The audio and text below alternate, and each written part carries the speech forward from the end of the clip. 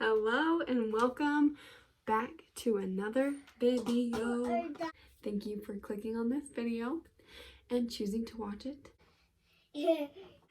I'm gonna talk to you guys like you're my friends and just talking about all the ways that my body has changed since having two babies. Okay, first things first, stretch marks. You're gonna get them. Most women get them. I got them. If you think that you're safe when you're 38 weeks pregnant and you haven't had any stretch marks, don't get too excited because they'll start like popping up on you out of nowhere 39 weeks. For me, I didn't have a single stretch mark till, or I had like maybe little ones like going this way, but they were really tiny and they were white, so I didn't even really notice them. All of a sudden, they just started like springing up out of nowhere. I carried really low, so I got all my stretch marks either on my hips, inner thighs, and on the bottom of my stomach. My boobs were also non-existent before I had any babies, so I got a lot of stretch marks on my boobs, just like mostly underneath right here. Those showed up, I think I had like a couple when I was pregnant because they obviously got bigger, but most of them showed up after I had my first baby. When your milk comes in, they just get like huge. So yeah, I got all of those after I had my first baby, and then I didn't get any on my boobs with my second because they were kind of used to it. So these are some of the stretch marks that I got right in here with my second. These ones right here I got with my first. Yeah, so these are all ones I have with my second. They're honestly not that noticeable to me now because they've turned either white or they're starting to turn white. Right after I had my baby, they were like purple. Also, when I was pregnant, they were super purple. Once you have the baby, over time, they just kind of turn white, so they become a lot less noticeable. Same with the ones that come on your boobs. A couple tips that I have for stretch marks. Not that there is anything wrong with having stretch marks. It's vitamin E oil. They also have mama belly butter that you put on your stomach, and it's supposed to help, but at the end of the day, it's really just genetics. There's nothing you can really do about it, but I would say that vitamin E oil and stretch mark cream help keep it hydrated so you won't get as many. There's that. The next way that my body has changed is extra skin on my stomach. Since your body is growing and shrinking in such a short amount of time, you're gonna have a little bit of extra skin. It's usually a lot worse right after you have the baby. This was my belly the day that I had my baby. You can still see that it looks like I'm pregnant and I have a lot of extra skin. Because it's grown out to have that baby and then all of a sudden the baby's gone. Your uterus is still the same size and all those fluids are still inside your stomach, so it's all just gushy and it feels like it's just a giant blob of fat, but it does go down. I still do have some extra skin. With my first, I basically lost all of that, but this time around I feel like maybe there's still gonna be a little bit of extra skin left. One tip that I have for the extra skin is either compression underwear or some sort of shapewear. I have this one pair of like shapewear underwear compression thing, so it's supposed to go all the way up to like right here, and usually it stays pretty secure because it has like a little elastic jelly thing here, so it usually stays up pretty good.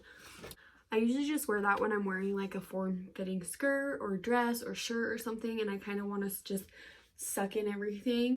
So yeah. All right, the next thing is you're gonna gain weight no matter what. Kind of sucks, but that's just how it is. You could be eating as healthy as you want and exercising every single day, but you're still gonna gain a little bit of extra weight. So I think with my first, I was about 8 pounds heavier than my pre-pregnancy weight a week after I delivered. So once the baby came out and all the blood and fluids and all that stuff, I had gained 8 extra pounds, which I basically got a lot. So breastfeeding, they say, is like a natural weight loss for after you have a baby because you can't really do too much exercise since you need to give your body at least 6 weeks to heal. And with my second baby, I gained 11 pounds extra. I wasn't eating as healthy that time around, but what are you gonna do? Pregnancy cravings are so real. Just want to put that in there. My hips also got wider, I feel like, which is totally normal. It's not actually your hips that get wider, it's like your pelvic bone kind of shifts so that your baby can come out. So yeah, that for some women it goes down. I feel like for me, maybe it's gone down like a little bit, but I feel like it might be permanently just a little wider, which is not a big deal. Hips don't lie. Yes, I totally Googled all of this so that I would sound like I know what I'm talking about. Pelvic bone shifting. All right, the next thing is your hip or my joints have been struggling right now because I don't know what the medical reasoning is, but it's just tolling on your body to carry babies. That's all there is to it. That's my scientific medical reasoning. Having babies is just a hard thing to do. It's very tolling and straining on your body and your joints and your muscles. I've been having really bad hip pain ever since I was like 6 months pregnant with Haven. I actually had pelvic girdle pain, so it was really hard for me to walk for long periods of time, or sleeping was really painful. I had to learn like secret moves to just turn over in bed. Like I had to like put my leg over and like twist. I still have like a little bit of hip pain. That pelvic girdle pain went away like instantly after having my last baby, which is what the doctor told me was gonna happen. For most women, it usually goes away right after you have your baby, and it's totally fine. Some days when I wake up, my hips are just extra sore. My tip for that is just to stretch and ice and heat.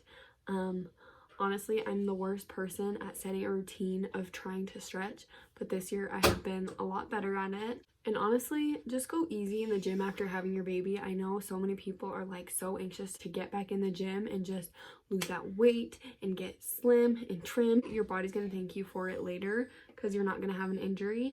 Okay, last thing is cramping. We hate cramping, and I never experience it too bad with my period. My sister always had like the worst cramping to this day. She always said, I feel like I'm having a baby. This is the worst pain I've ever had in my entire life. But the second time around after having a baby, I've been having so much more cramping, and it's been even worse for some reason.